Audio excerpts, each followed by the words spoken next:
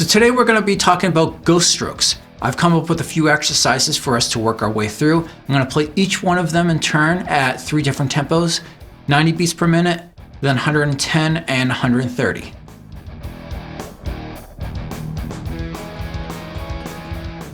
You know, the one really nice thing about ghost strokes is that it really can give a part a lot more life, especially if you're playing a song that is more rock oriented. You may not want to be throwing in a lot of double bass. You may not want it to be really heavy, but you don't want it to be boring either, of course. So throwing in some little ghost strokes here and there can just like liven it up a bit. So each of the examples today are going to be in 4/4 time, and they're all going to be 2 measures long. So for this first example, I'm basing the whole beat around where I want the non-ghosted snare hit to be, so the normal hard hitting beat. In the first measure, it's going to be on beat 4, and on the second measure, it's going to be beats 3 and 4. I'm mostly alternating between the bass drum and the ghosted snare hit.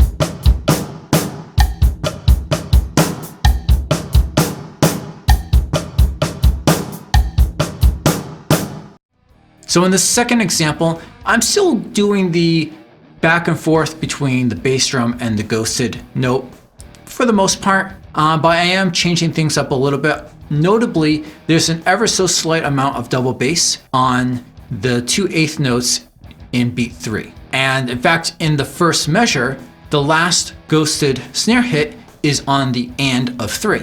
Whereas in the second measure, I'm hitting a non-ghosted hit on beat 4. And so this kind of gives a little bit of tension as you go back and forth between the 2 measures.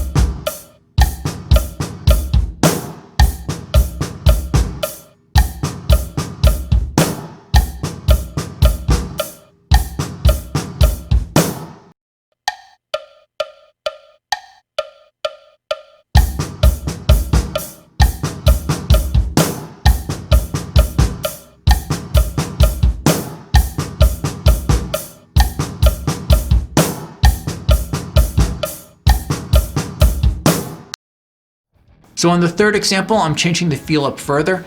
I'm using the bass drum now to drive the beat, so it's only playing on the half notes. The feel of the snare is it lands on beat 3. I'm throwing a little bit of ghosted strokes outside of that to fill it in a bit. Most notably, the last 2/16ths of beat 4 on the first measure. And I'm using that to kind of hook in the first measure into the second one.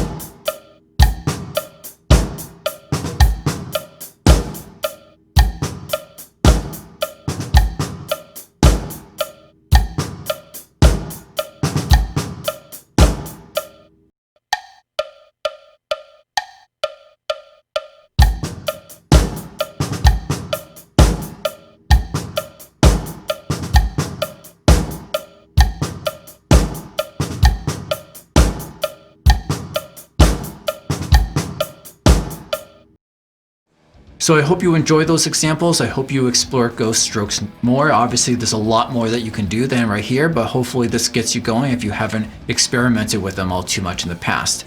I'm always releasing videos of kind of odd phrase beats and such, so if you're interested in seeing more, then don't forget to subscribe.